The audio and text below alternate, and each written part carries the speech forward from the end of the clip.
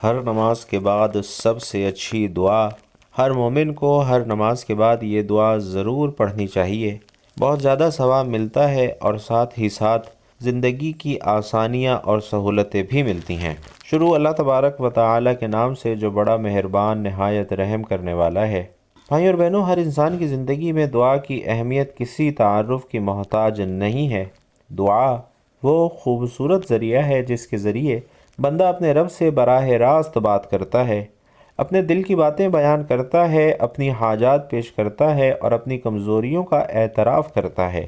نماز جو کہ اسلام کا ستون ہے، اس کے بعد مانگی جانے والی دعا کی اہمیت اور بھی بڑھ جاتی ہے، کیونکہ اس وقت بندہ اپنے رب کے سب سے زیادہ قریب ہوتا ہے، اور یہی وہ لمحات ہیں جب آسمان کے دروازے کھلے ہوتے ہیں، رحمتیں نازل ہو رہی ہوتی ہیں اور اللہ تعالیٰ اپنے بندوں کی دعاؤں کو قبول فرمانے کے لیے خاص توجہ فرماتے ہیں۔ تو بھائیوں اور بہنوں، آج آپ کے ساتھ ایک ایسی ہی دعا کا ذکر کرنے لگا ہوں جو ہر نماز کے بعد پڑھی جائے تو بے شمار برکتیں، رحمتیں اور آسانیاں نصیب ہوتی ہیں۔ لیکن یہ بتانے سے پہلے سبھی بہن بھائیوں سے ایک گزارش کروں گا کہ ایک پیارا اور مختصر سا درود صلی اللہ علیہ وآلہ وسلم پیارے آقا سے محبت کے لیے کمنٹ باکس میں ضرور لکھ دیجئے گا۔ بھائیوں اور بہنوں، بہت سے لوگ زندگی کی مشکلات، پریشانیوں، بیماریوں اور تنگی رزق کا شکار ہوتے ہیں، مگر انہیں یہ بات معلوم نہیں ہوتی کہ ان کے مسائل کا حل بہت آسان ہے۔ اللہ تعالیٰ نے ہمیں نماز جیسی عظیم عبادت عطا فرمائی ہے اور اس کے بعد دعا کا ایسا خزانہ دیا ہے جس کے ذریعے ہم اپنی دنیا اور آخرت دونوں سنوار سکتے ہیں۔ اکثر ہم نماز تو ادا کر لیتے ہیں، مگر نماز کے بعد جلدی میں اٹھ جاتے ہیں اور دعا مانگنے کی اہمیت کو یکسر نظر انداز کر دیتے ہیں۔ حالانکہ احادیث مبارکہ میں آیا ہے کہ نماز کے بعد مانگی جانے والی دعا رد نہیں کی جاتی۔ بھائیوں اور بہنوں، یہ وہ سنہری موقع ہوتا ہے جسے اگر ہم ضائع کر دیں تو ہم خود اپنی محرومی کا سبب بنتے ہیں۔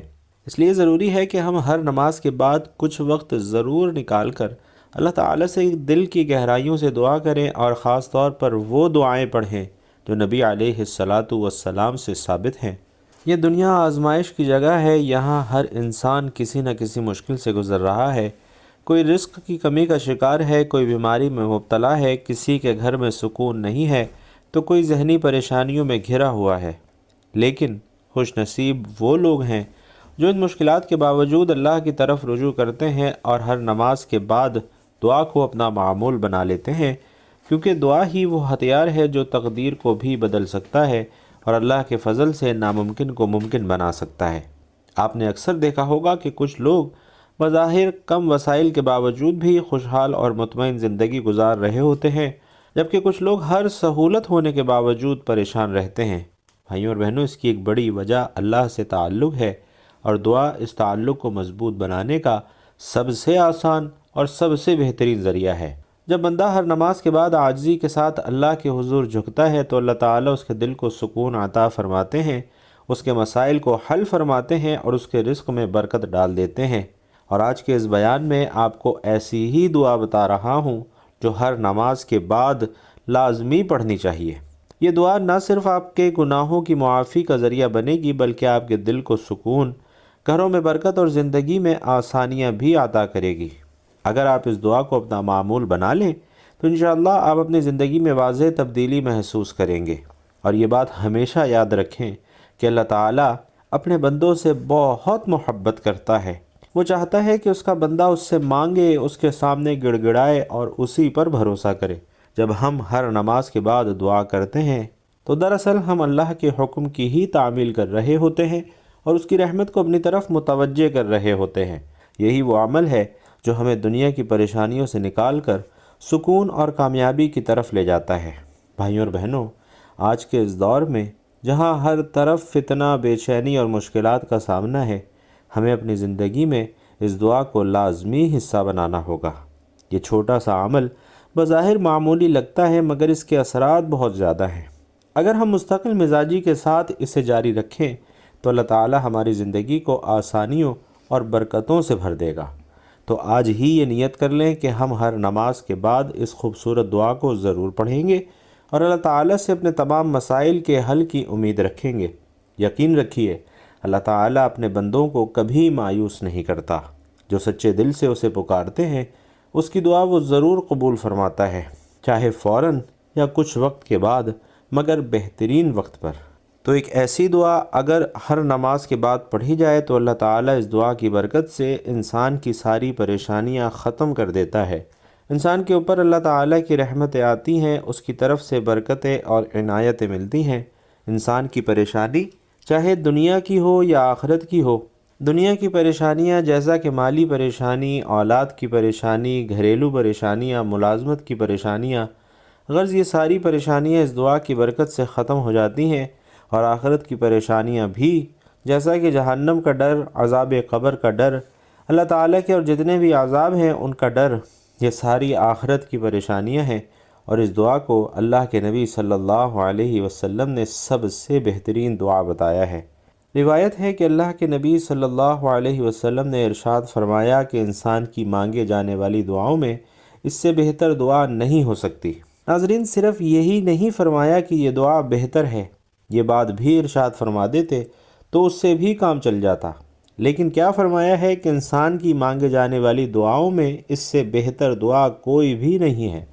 ارشاد باری تعالیٰ ہے، تمہارے رب نے فرمایا کہ مجھ سے دعا کرو میں قبول کروں گا، یعنی یہ لوگوں مجھ سے دعا کرو تو میں اسے قبول کروں گا۔ اور ایک قول یہ ہے کہ اس سے مراد عبادت ہے، معنی یہ ہوا کہ تم میری عبادت کرو تو میں تمہیں ثواب دوں گا۔ دعا ایک ایسی عظیم الشان عبادت ہے جس کی عظمت اور فضیلت پر بکثرت آیات کریمہ اور احادیث طیبہ وارد ہوئی ہیں۔ دعا کی نہایت عظمت میں ایک حکمت یہ ہے کہ دعا اللہ تعالیٰ سے ہماری محبت کے اظہار، اس کی شان الوہیت کے حضور ہماری عبودیت کی علامت، اس کے علم اور قدرت و عطا پر توکل اور اعتماد کا مظہر، اور اس کی ذات پاک پر ہمارے ایمان کا اقرار اور ثبوت ہے۔ ہمارا عقیدہ ہے کہ اللہ تعالیٰ ہمارا خالق ہے، مالک ہے، رازق ہے، وہ رب العالمین ہے، ارحم الراحمین ہے، احکم الحاکمین ہے اور مالک الملک ہے۔ تمام عزتیں، عظمتیں، قدرتیں، خزانے، ملکیتیں، بادشاہتیں اسی کی ہیں۔ سب کا داتا اور داتاؤں کا داتا وہی ہے۔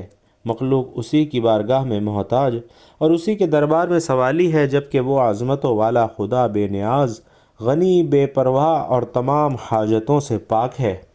وہ رب بخششیں فرماتا ہے، جود و کرم کے دریا بہاتا ہے، ایک ایک فرد مخلوق کو اربوں خزانے عطا کر دے، تب بھی اس کے خزانوں میں سوئی کی نوک برابر بھی کمی نہیں ہوتی، اور کسی کو کچھ نہ عطا کرے تو کوئی اس سے چھین نہیں سکتا۔ وہ کسی کو دینا چاہے تو کوئی اسے روک نہیں سکتا، اور کسی سے روک لے تو کوئی اور اسے دے نہیں سکتا۔ ناظرین، جب ہم دعا کرتے ہیں تو اللہ تعالیٰ کے بارے میں یہی عقیدہ اور ایمان ہمارے دل و دماغ میں شعوری یا پھر لاشعوری طور پر موجود ہوتا ہے، جو کہ الفاظ اور کیفیات کی صورت میں دعا کے سانچے میں ڈھل جاتا ہے۔ اس حکمت کو سامنے رکھ کر غور کریں کہ جب دعا اس قدر عظیم عقیدے کا اظہار ہے تو کیوں نہ اعلیٰ درجے کی عبادت بلکہ عبادت کا مغز قرار پائے۔ اللہ تعالیٰ کے نزدیک کوئی چیز دعا سے بزرگ تر نہیں ہے۔ دعا مصیبت اور بلا کو اترنے نہیں دیتی۔ دعا مسلمانوں کا ہتھیار ہے، دین کا ستون ہے، زمین و آسمان کا نور ہے۔ دعا مانگنے سے گناہ معاف ہوتے ہیں۔ دعا عبادت کا مغز ہے۔ اللہ تعالیٰ دعا کرنے والے کے ساتھ ہوتا ہے۔ جو بلا اتر چکی اور جو نہیں اتری، دعا ان دونوں سے نفع دیتی ہے۔ دعا رحمت کی چابی ہے، یہ قضا کو ٹال دیتی ہے۔ جسے دعا کرنے کی توفیق دی گئی اس کے لیے رحمت کے دروازے کھول دیے جاتے ہیں۔ بھائیوں اور بہنوں، پیارے آقا صلی اللہ علیہ وسلم کی دعائیں بہت جامع ہوا کرتی تھیں۔ ان میں سے کچھ اپنے لیے منتخب کر لیں تو یہ بہت عمدہ ہے۔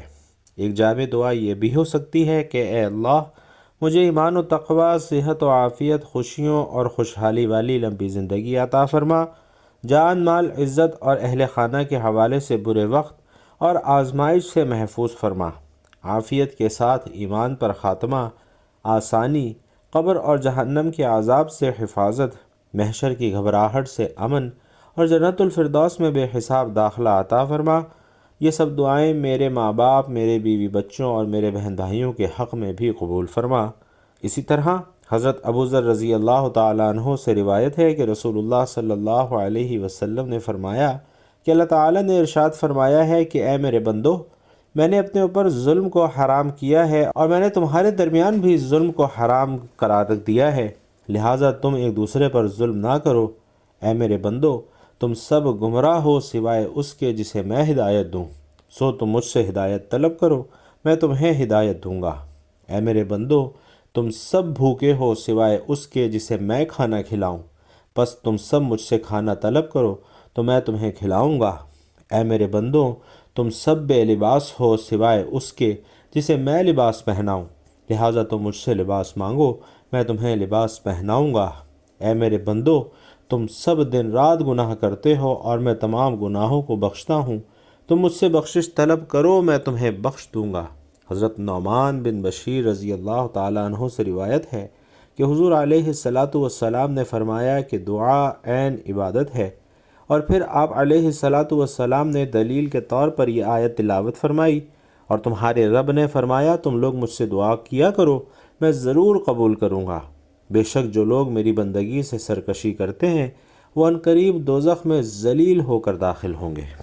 اسی طرح ناظرین، حضرت انس بن مالک رضی اللہ تعالیٰ عنہ سے مروی ہے کہ میں نے نبی کریم صلی اللہ علیہ وسلم کو فرماتے ہوئے سنا کہ اللہ تعالیٰ فرماتا ہے کہ اے ابن آدم، جب تک تو مجھ سے دعا کرتا رہے گا اور قبولیت کی امید رکھے گا، جو کچھ بھی تو کرتا رہے میں تجھے بخشتا رہوں گا اور مجھے کوئی پرواہ نہیں۔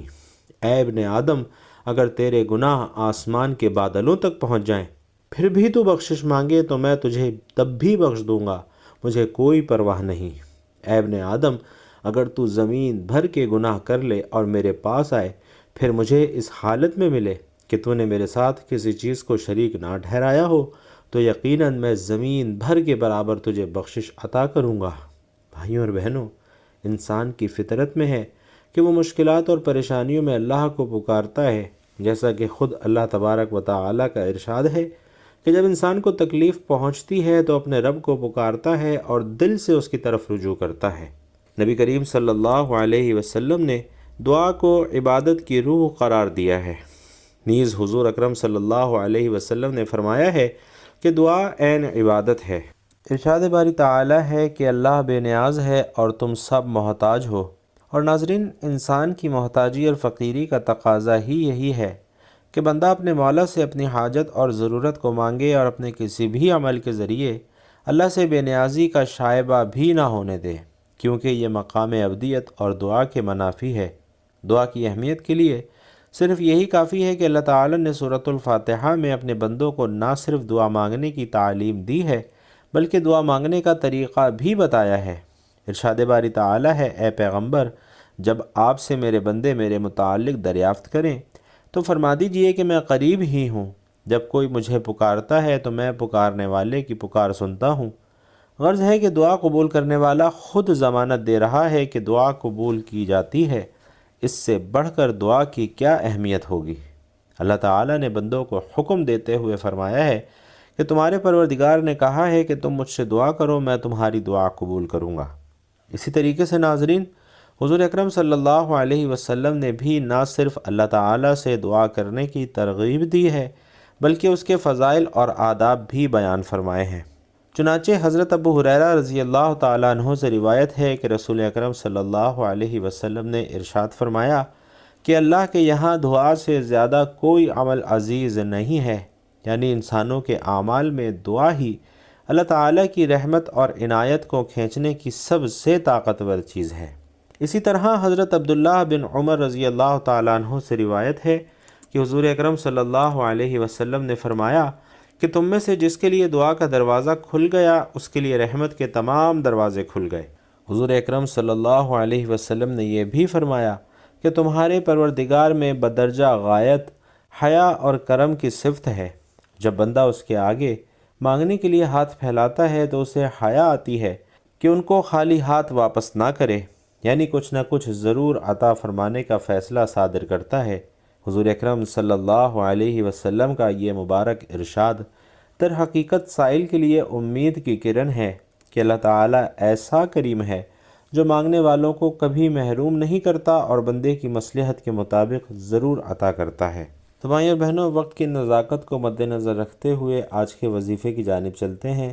پیارے آقا صلی اللہ علیہ وسلم یہ دعا مانگا کرتے تھے اور اسے سب سے بہترین دعا بتائی ہے، یعنی اے اللہ میں تجھ سے دنیا اور آخرت میں عافیت کا سوال کرتا ہوں۔ بھائیوں اور بہنوں، دنیا اور آخرت کی عافیت کیا ہے؟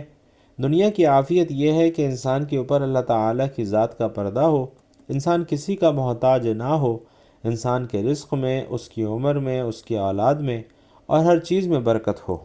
یہ دنیا کی عافیت ہے۔ اور آخرت کی عافیت کیا ہے؟ کہ انسان جہنم سے بچ جائے، جنت میں جائے اور آخرت میں اللہ تعالیٰ انسان سے راضی ہو جائے۔ یہی آخرت کی عافیت ہے۔ بھائیوں اور بہنوں، اس دعا میں دونوں جہانوں کی عافیت مانگی گئی ہے۔ اگر آپ ہر نماز کے بعد اس دعا کو پڑھ لیتے ہیں، چاہے وہ فرض نماز ہو، سنت ہو، واجب ہو، نفل ہو، کوئی بھی نماز ہو، جب نماز کے لیے ہاتھ اٹھائیں تو درود پاک پڑھنے کے بعد اس دعا کو کم از کم ایک مرتبہ ضرور پڑھ لیں۔ زیادہ سے زیادہ جتنی مرتبہ پڑھنا چاہیں یہ آپ کی توفیق ہے۔ یہ دعا آپ صلی اللہ علیہ وسلم نے بتائی ہے، اور جو دعا آپ صلی اللہ علیہ وسلم خود بتائیں اس میں سب سے زیادہ خیر ہوتی ہے۔ تو ہر نماز کے بعد جب بھی دعا کے لیے ہاتھ اٹھائیں تو اس دعا کو لازمی پڑھیں۔ سب سے پہلے آپ نے درود پاک پڑھنا ہے اور اس کے بعد آپ نے یہ دعا پڑھنی ہے، اللہم انی اسألک العفو والعافیت فی الدنیا والآخرہ۔ اس کے بعد آپ نے ایک تسبیح استغفر اللہ کی پڑھنی ہے اور آخر میں دوبارہ درود پاک پڑھنا ہے۔ دعا کے بارے میں قرآن مجید میں اللہ تعالیٰ نے متعدد جگہ ہدایت کی ہے، اور ان آیات مبارکہ سے دعا کی عظمت واضح ہو جاتی ہے۔ اللہ تعالیٰ فرماتا ہے کہ اے پیغمبر، جب تم سے میرے بندے میرے بارے میں دریافت کریں تو کہہ دو کہ میں تمہارے پاس ہوں۔ جب کوئی پکارنے والا مجھے پکارتا ہے تو میں اس کی دعا قبول کرتا ہوں، تو ان کو چاہیے کہ میرے حکموں کو مانیں اور مجھ پر ایمان لائیں تاکہ نیک راستہ پائیں۔ اور ایک اور جگہ اللہ رب العزت ارشاد فرماتا ہے کہ لوگوں، اپنے پروردگار سے عاجزی سے اور چپکے دعائیں مانگا کرو، وہ حد سے بڑھنے والوں کو دوست نہیں رکھتا، اور ملک میں اصلاح کے بعد خرابی نہ کرنا اور خدا سے خوف کرتے ہوئے اور امید رکھ کر دعائیں مانگتے رہنا، کچھ شک نہیں کہ خدا کی رحمت نیکی کرنے والوں سے قریب ہے۔ اس کے علاوہ بھی بھائیوں اور بہنوں ایسی بے شمار احادیث ہیں جن میں دعا کا ذکر ہے اور دعا کی اہمیت اور فضیلت کو واضح کیا گیا ہے۔ اس جگہ رسول اللہ صلی اللہ علیہ وسلم نے فرمایا کہ دعا کارآمد اور نفع مند ہوتی ہے، اور ان حوادث میں بھی جو نازل ہو چکے اور ان میں بھی جو ابھی نازل نہیں ہوئے۔ پس اے خدا کے بندو، دعا کا اہتمام کرو۔ حضرت ابو ہریرہ رضی اللہ تعالی عنہ روایت کرتے ہیں کہ آقائے دو جہاں صلی اللہ علیہ وسلم نے فرمایا کہ اللہ تعالیٰ کے یہاں کوئی اور چیز، کوئی اور عمل دعا سے زیادہ عزیز نہیں ہے، لہذا دعا کرتے رہیے، انشاءاللہ تبارک و تعالی اللہ پاک آپ کی زندگی میں بھی آسانیاں فرمائے گا، اور اس جہان سے کوچ کرنے کے بعد اگلے جہان میں بھی خوب آسانیاں فرمائے گا۔ اللہ رب العزت سے دعا ہے کہ ہم سب کو نیکی کی بات سننے، سمجھنے اور اس پر عمل کرنے کی طاقت اور توفیق مرحمت فرمائے۔ میرا سنانا اور آپ کا سننا اپنی بارگاہ میں قبول و منظور فرمائے، آمین یا رب العالمین۔ بھائیوں اور بہنوں، آخر میں آپ سے گزارش ہے کہ اگر بیان اچھا لگا ہو، دین کی یہ باتیں اچھی لگی ہوں، تو کمنٹ باکس میں ایک مرتبہ صدق دل سے اللہ رب العزت کی وحدانیت کو دل میں رکھتے ہوئے سبحان اللہ ضرور لکھتے جائیے گا۔ اللہ تبارک و تعالی آپ سب کا حامی و ناصر ہو، آمین یا رب العالمین۔